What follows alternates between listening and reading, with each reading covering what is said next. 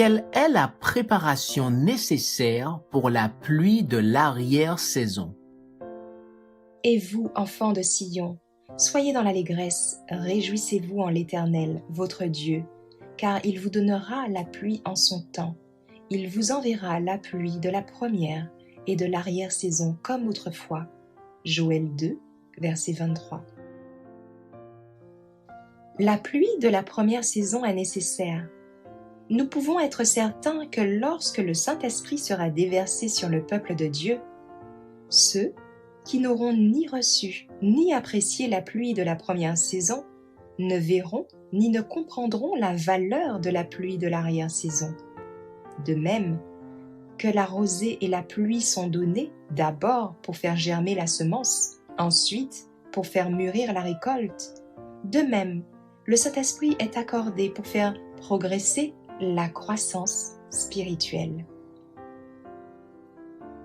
À moins que la pluie de la première saison n'ait fait son œuvre, la pluie de l'arrière-saison ne pourra amener la semence à maturité.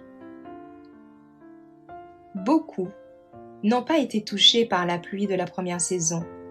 Ils n'ont pas reçu la bénédiction que Dieu leur avait préparée. Ils espèrent que ce manque sera comblé par la pluie de l'arrière-saison. Ils ont l'intention, lorsque la richesse surabondante de la grâce sera accordée, d'ouvrir largement leur cœur pour la recevoir. Mais ils commettent une tragique erreur. À moins que nous ne progressions chaque jour dans la pratique des vertus chrétiennes, nous ne reconnaîtrons pas les manifestations du Saint-Esprit dans la pluie de l'arrière-saison. Elle sera déversée sur les cœurs tout autour de nous, mais nous ne la discernerons pas et nous ne la recevrons pas.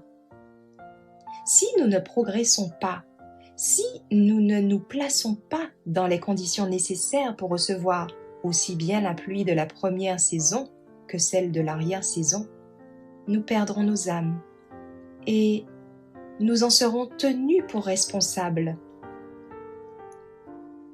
La puissance de Dieu donne la vie. L'énergie créatrice qui appelle les mondes à l'existence jaillit de la parole de Dieu. Cette parole communique la force, engendre la vie.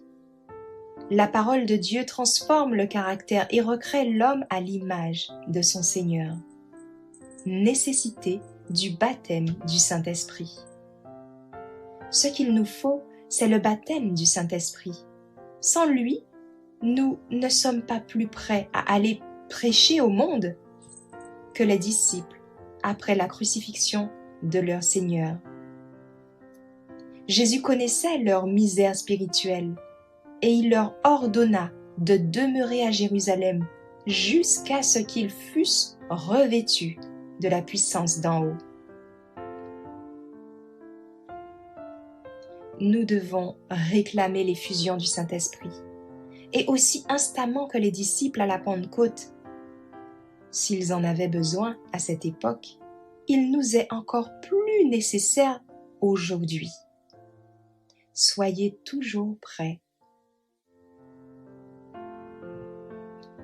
Je n'ai reçu aucun message sur le moment exact où la descente du Saint-Esprit aura lieu, où l'ange revêtu d'une grande autorité descendra du ciel pour se joindre au troisième ange et achever l'œuvre en faveur de ce monde.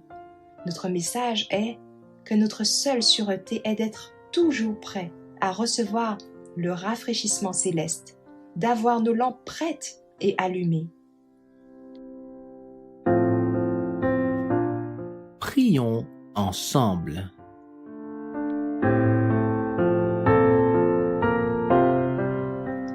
Père éternel, aide-nous à comprendre. Aide-nous à comprendre que chacun d'entre nous avons besoin du rafraîchissement qu'apporte la pluie de la première saison, afin d'être prêts pour recevoir la pluie de l'arrière-saison.